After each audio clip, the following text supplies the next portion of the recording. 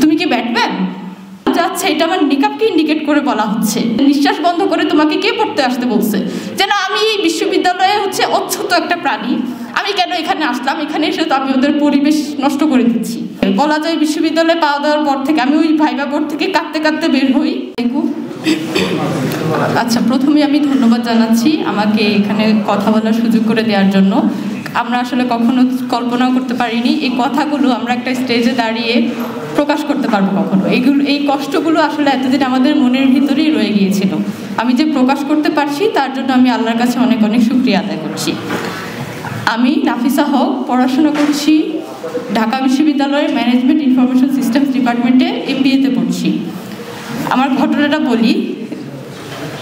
এই ঘটনাটা ঘটে যখন আমি ঢাকা বিশ্ববিদ্যালয়ের একদম শুরুতে পা দেই মাত্র, তখনও ভর্তি হইনি। ভাইবা, আমাদের ভর্তি পরীক্ষার পরে একটা ভাইবা হয়, যেটা হচ্ছে জাস্ট ফর্মালিটিজের জন্য, ডকুমেন্ট চেক করা হয়। তো ওই ভাইবা, আমি ডি ইউনিটের ভাইবা দেওয়ার জন্য যখন যাই তখন দেখি যে প্যানেলে একজন ম্যাম আছেন। ম্যামকে আপনারা সবাই চিনবেন, খুব বিখ্যাত, সাদেকা হালিম ম্যাম। তো আমি আগে আমার আইডিওলজি একটু বলি। আমি নেকাব পরি ঠিক আছে, কিন্তু আমার চিন্তা ভাবনা ছিল আমাকে যদি ভাইবা বোর্ডে বলে তোমাকে আমরা একটু আইডেন্টিফাই করবো, তুমি একটু নেকাবটা খুলো, আমি নেকাব খুলবো, সমস্যা নেই। যদিও আমি মনে করি আইডেন্টিফিকেশনের জন্য এটাই প্রপার ওয়ে না, অন্য ওয়ে থাকা উচিত। কিন্তু আমাকে যদি বলা হতো তুমি একটু নেকাবটা খুলো, আমরা তোমাকে আইডেন্টিফাই করবো, আমি কিন্তু কোঅপারেট করতাম। উনি আমাকে এসব কিছুই বলেনি। যাওয়ার পর আমাকে জিজ্ঞেস করে তুমি কি ব্যাটম্যান? আমি বুঝতে পারিনি আমি ব্যাটম্যান মানে। আশেপাশে যেসব টিচাররা ছিল সবাই হাসাহাসি করছে। একজন বলে না না, ও ব্যাটম্যান হবে কীভাবে, ও ব্যাট উইমেন। আবার হাসি। আমি তখন আস্তে করে বুঝতে পারলাম যে আচ্ছা, এটা আমার নিকাবকে ইন্ডিকেট করে বলা হচ্ছে। তো সত্যি বলতে তখন আমি ঢাকার বাইরে থেকে আসি, আমি বিশ্ববিদ্যালয় কেমন সেটাও ঠিকমতো জানি না, আমি যথেষ্ট ভীত এবং আতঙ্কিত ছিলাম।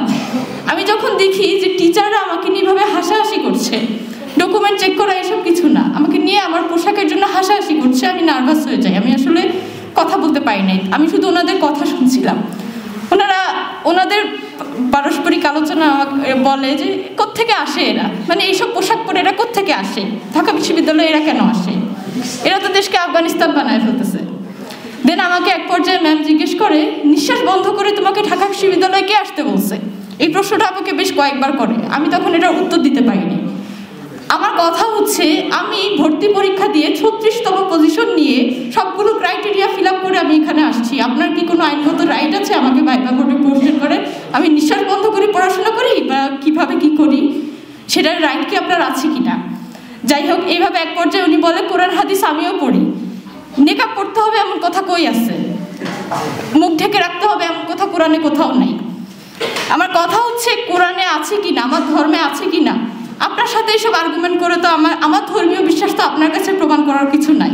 আমি যদি বিশ্বাস করি নেকাবের মাধ্যমে আমার ধর্মীয় বিশ্বাসটাকে আরও ইমপ্রুভ, আমি আরও ভালোভাবে ধর্ম পালন করতে পারবো, এটা আমার রাইট। বিশ্ববিদ্যালয় কর্তৃপক্ষ হিসাবে আপনার কর্তব্য সে আমার আইডিওলজিকে সম্মান করে আমাকে সেই ব্যবস্থা করে দেওয়া। 2024 সালে এসেও আপনারা বায়োমেট্রিক সিস্টেমের মাধ্যমে আইডেন্টিফাই করতে পারেন না, অথবা অন্য কোনো ওয়েতে আপনারা প্রপারলি এইটুকু মিনিমাম রেসপেক্টটুকু দেখাতে পারেন না। আপনারা এখনও সেই প্রাচীন যুগের মতো নেকাব আর কি চেহারা দেখে ছবি মিলাতে চান। এটার জন্য আবার আমাদেরকে কথা শোনান, আমাদেরকে প্রশ্ন করেন যে নিঃশ্বাস বন্ধ করে তোমাকে কে পড়তে আসতে বলছে? যেন আমি এই বিশ্ববিদ্যালয়ে হচ্ছে অচ্ছুত একটা প্রাণী, আমি কেন এখানে আসলাম, এখানে এসে তো আমি ওদের পরিবেশ নষ্ট করে দিচ্ছি। ওনারা আমাকে এই বললাম যে যা যা কথা শোনালো একটাবারও আমাকে বলে নাই তুমি একটু নেকাবটা খুলো আমি আইডেন্টিফাই করব, ওই মিনিমাম ভদ্রতাটুকু আমার সাথে করে নাই। ওনারা আমাকে তুচ্ছ তাচ্ছিল্য এবং অপমান করছে। এই ঘটনার মধ্যে দিয়ে আমি ততক্ষণে হচ্ছে ভীষণ ট্রমাটাইজ, নার্ভাস। আমি নেকাব খুলে ফেলছি তাদের কথা শুনে। আমি ওই প্রতিবাদ করার মতো কোনো সিচুয়েশন নাই, কারণ তো ওই দিন আগে তো আমি বিশ্ববিদ্যালয়ে পা দিইনি, আমি কিভাবে জানবো। এরপর থেকে বলা যায় বিশ্ববিদ্যালয়ে পাওয়া দেওয়ার পর থেকে আমি ওই ভাইবা বোর্ড থেকে কাঁদতে কাঁদতে বের হই। বাইরে গেটের বাইরে আমার মা দাঁড়ানো ছিল। আমাকে এটা মেকশিওর করতে হয় যে আম্মু যেন বুঝতে না পারে যে ভিতরে কিছু একটা ঘটেছে। আমি আমার চোখের পানি লুকাতে হয়েছিল, কারণ আম্মু যদি জানতে পারে আম্মু আতঙ্কিত হয়ে যাবে, আমি এখানে পড়তে পারবো কিনা সেই গ্যারান্টি নেই। এরপর থেকে আমি বলি বিশ্ববিদ্যালয়ের জীবন শুরু হয় হচ্ছে এরকম একটা ট্রমাটাইজ ঘটনার ভিতর থেকে।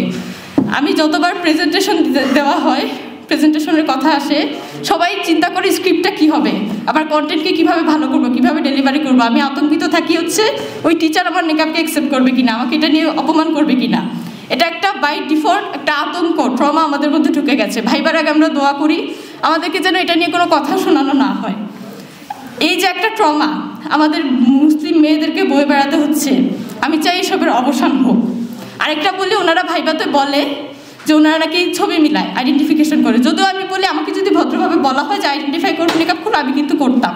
কারণ ওনারা একটা যুক্তি দেয় ওনারা নাকি ভাইবাতে নেকাব।